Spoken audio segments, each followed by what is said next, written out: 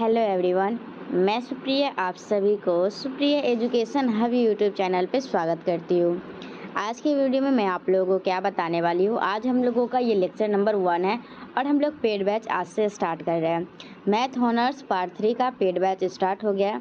तो ये लेक्चर 1 है, तो लेक्चर 1 यूट्यूब पे सभी के लिए फ्री जाएगा और इसके साथ साथ पेड बैच वालों को भी ये वीडियो मिलेगा। फिर लेक्चर 2 से सिर्फ पेड बैच वाले स्टूडेंट को लिंक भेजा जाएगा, यूट्यूब वाले स्टूडेंट को नहीं मिल पाएगा।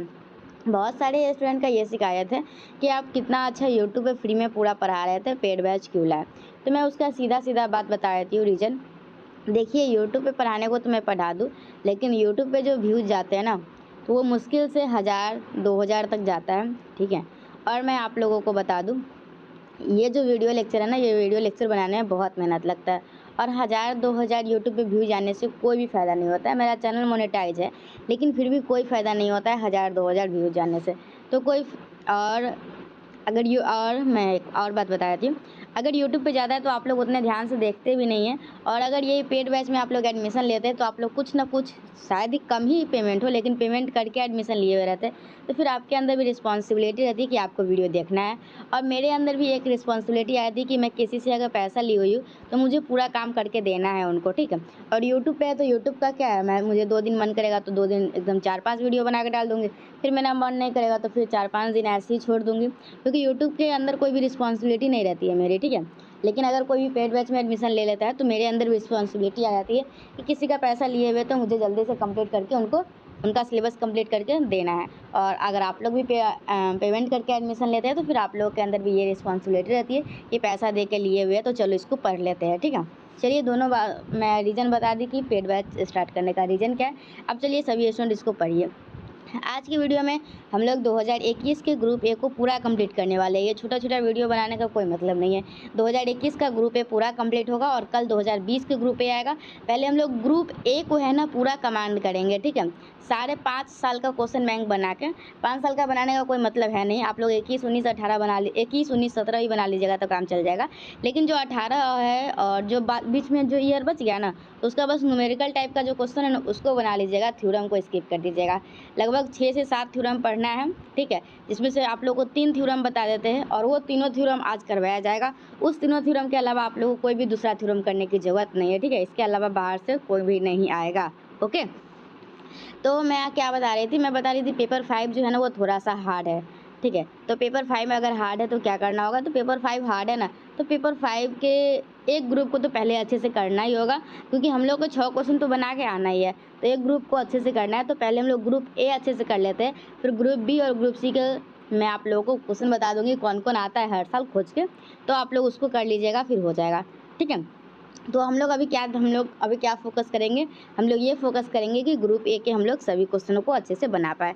सबसे पहला नंबर क्वेश्चन क्या है, state and prove more Osgood theorem. क्या है आप लोगों का, state and prove more Osgood theorem. तो पता है state and more Osgood theorem क्या बोलता है कि अगर हम लोग का कोई भी फंक्शन दिया हुआ एफ ऑफ एक्स वाई, तो हम लोग इसका लिमिट निकालेंगे, limit of x tends to A, या फिर हम लोग इसका निकालेंगे limit of y tends to B, और फंक्शन क्या है एफ ऑफ एक्स वाई। या फिर हम लोग रिपीटेड लिमिट निकाल लेंगे, एक होता है डबल लिमिट, एक होता है repeated limit, x tends to a, y tends to A, F of x y. तो तीनों जो है ना वो आपस में बराबर होगा, तीनों जो है वो आपस में बराबर होगा, यही बोलता है मोर ओसगुड थ्योरम। चलिए यहाँ स्टेटमेंट से समझेंगे अच्छे से क्या बोल रहा है, पहले यहाँ पे देख लीजिए। बोला जा रहा है कि if a function f of x y, कोई भी फंक्शन होगा वो आप लोगों का क्या क्या कंडीशन होगा। सबसे पहले तो होगा ना limit of x tends to f of x y exist करना चाहिए सभी वाई के वैल्यू के लिए, और limit of x y tends to b f of x y exist करना चाहिए फॉर एवरी एक्स। 2 लाइन याद रहेगा, क्या याद रहेगा, मोर ओसगुड थ्योरम क्या है कि अगर हम लोग का कोई भी f of x y function जो है वो डिफाइन है, कुछ इस प्रकार से डिफाइन है कि limit of x tends to A F of x y exist कर रहा है फॉर एवरी ए वाई, और limit of y tends to b f of x y exist कर रहा है फॉर एवरी एक्स, ठीक है। तो तीसरा क्या बोलता है, either of the two limit is uniform then the double limit and repeated limit exist and all are equal. तो क्या बोला जा रहा है कि अगर आप लोग का ये दोनों कंडीशन सेटिस्फाई हो रहा है ना, तो आप लोग का डबल लिमिट और रिपीटेड लिमिट दोनों आपस में दोनों एग्जिस्ट करता है और आपस में इक्वल होता है। तो चलिए हम लोग इसको प्रूफ करेंगे। तो हम लोग इसको प्रूफ करने के लिए सबसे पहले क्या लेंगे, हम लोग लेंगे ये हम लोग का दिया हुआ है, इसका लिमिट एग्जिस्ट कर रहा है, ठीक है। तो हम लोग मान लेते हैं, देखिए हम लोग मान लेते हैं let limit of x tends to A F of x y. तो एक एक्स की जगह पे ए है तो एक्स की जगह पे ए रख दीजिएगा, तो ए तो कांस्टेंट है, तो यहाँ पे जो भी फंक्शन आएगा वाई का फंक्शन आएगा, तो हम लोग मान लेंगे एक फंक्शन आएगा एच जो कि वाई का फंक्शन होगा। फिर हम लोग करेंगे limit of y tends to b f of x y, तो वाई की जगह पे बी डाल देंगे, तो हम लोग का जो भी फंक्शन आएगा वो एक्स में आएगा, तो हम लोग इसको मान लेंगे जी ऑफ एक्स और इसको मान लेंगे इक्वेशन 2। ठीक है, तो ये आप लोग का क्या हो गया, इक्वेशन 1 हो गया और इक्वेशन 2 हो गया। तो हम लोग अब क्या करेंगे, मान लेते हैं क्या जो ये सेकेंड वाला है ना, सेकेंड वाला इसका limit of 2 is uniform with respect to x. तो मान लेते हैं ये जो है यूनिफॉर्म है विथ रिस्पेक्ट टू एक्स। तो हम लोग का क्या बोलता है लिमिट का definition, then from the definition it follows that. देखिए ये डेफिनेशन है और ये लाइन आप लोगों को रट लेना है, बहुत बार लिखना होगा। ठीक है, तो क्या है, देन फ्रॉम द डेफिनेशन, हमें इसे बहुत जगह लिखना होगा। Then from the definition it follows that for any epsilon greater than 0 there exist delta greater than 0 such that, कुछ इस प्रकार से एग्जिस्ट करेगा, f of x y x Y dash minus of x y less than epsilon for all y and y dash satisfying y minus b जो होगा less than delta 1 के होगा और वाई डैश माइनस जो होगा वो less than delta के होगा फॉर ऑल एक्स। ठीक है, ठीक है, ये आप लोग का डेफिनेशन है। हम लोग क्या करेंगे, लिखेंगे then from the definition it follows that for any epsilon greater than 0 there exist delta greater than 0 such that, कुछ इस प्रकार से, और इसको मान लेंगे इक्वेशन 3। अब हम लोग क्या करेंगे, अब हम लोग सपोज करेंगे क्या, अब now supposing x tends to a in equation 3 we have from 1। तो हम लोग है ना इसको मानेंगे एक्स टेंस टू, क्या मानेंगे, एक्स टेंस टू ए। अगर आप लोग मान रहे हैं, देखिए यहाँ पे now supposing x tends to a in equation 3, तो एक्स टेंस टू ए मानेंगे इसमें, तो तो हम लोग का क्या आ जाएगा, इक्वेशन 1 से limit of x tends to, देखिए ध्यान दीजिए एकदम आराम से, क्या लिखा हुआ है, limit of x tends to A F of x Y equal to H Y है।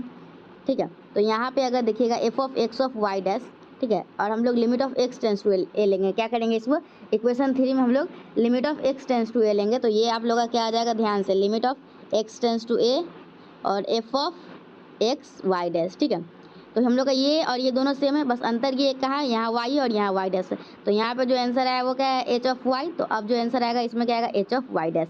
तो हम लोग है ना यहाँ पे क्या लिख देंगे, एच ऑफ वाई डैश लिखेंगे। ठीक है, और इसको लिखना चाहिएगा तो क्या लिखिएगा, एच ऑफ वाई, और ये किससे छोटा हो जाएगा, एप्सिलॉन के, और ये इक्वेशन 4 आ जाएगा। समझ में आया हम लोग कैसे किए, जी बिल्कुल आया, क्यों नहीं आएगा, एक बार मैं फिर से समझा देती हूँ, नहीं तो फिर मुझे टेलीग्राम पे मैसेज करके पूछेंगे तो मैं क्यों ना पहले ही क्लियर करते चलो, ताकि कोई भी दिक्कत ना हो।